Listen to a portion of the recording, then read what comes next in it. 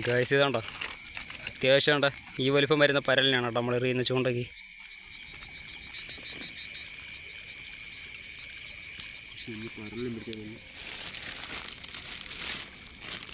Guys ഇത് വന്നിട്ട് ഇത് കണ്ടോ ബ്ലാക്കിനെ പിടിക്കാറാങ്ങിയാണ് നൈറ്റ്.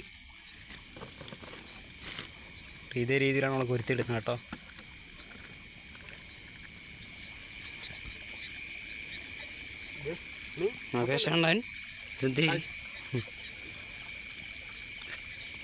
മകേഷണ്ണ ചൂണ്ടയൊക്കെ സെറ്റ് ചെയ്ത് നേരെ ആ ഒരു സൈഡിലോട്ട് അങ്ങ് പോയ കേട്ടോ. ആ ഒരു സൈഡിലോട്ട് അത്യാവശ്യം ഒഴുക്കൊക്കെ കുറവാണ്. പിന്നെ പോരാത്തതിന് ഈ പുല്ലൊക്കെ വളർന്ന് പിന്നെ ചാഞ്ഞ് കിടക്കുക. മകേഷണ്ണ നേരെ ആ വരേക്കാണ് പോയത്. കൂടെ സെറ്റാക്കി വെച്ചിരിക്കുകയാണ്. ഇതിലേനെ എടുത്താണ്ട് ഇതൊരു അടയാളത്തിന് വേണ്ടിയാണ് കേട്ടോ നമ്മളിങ്ങനെ ചെയ്ത് വയ്ക്കുന്നത്. ഇതുവഴി ഇങ്ങനെ നൂല് പോയിട്ടുണ്ട്. എന്താണ്ട കേട്ടോ മീൻ കൊത്തുന്ന സമയത്താണെന്നുണ്ടെങ്കിൽ ഇങ്ങനെ അടുത്തൊരു വെട്ടും ഇങ്ങനെ അടുത്ത ചൂണ്ട ഇട്ട് വെച്ചിരിക്കുക. അങ്ങനെ ഒരുപാട് സമയം കഴിഞ്ഞപ്പോഴാണ് കുറച്ച് നേരം നമ്മളവിടെ ഇരുന്ന് വെയിറ്റ് ചെയ്തു കേട്ടോ. ആ സമയത്താണെങ്കിൽ ഒരു വിളി കേട്ടത്.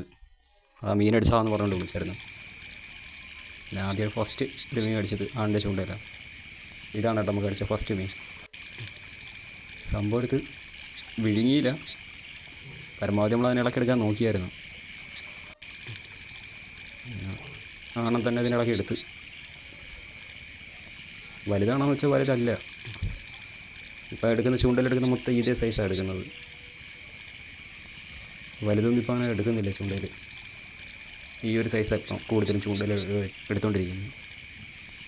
നേരെ വലയിനകത്താക്കി ഒരു കെട്ട് കിട്ട്. ഇപ്പോൾ മകേഷിൻ്റെ വീട്ടിലാണ് കേട്ടോ. വീഡിയോ ഇഷ്ടമായാലും സപ്പോർട്ട് ചെയ്യുക, സബ്സ്ക്രൈബ് ചെയ്യുക.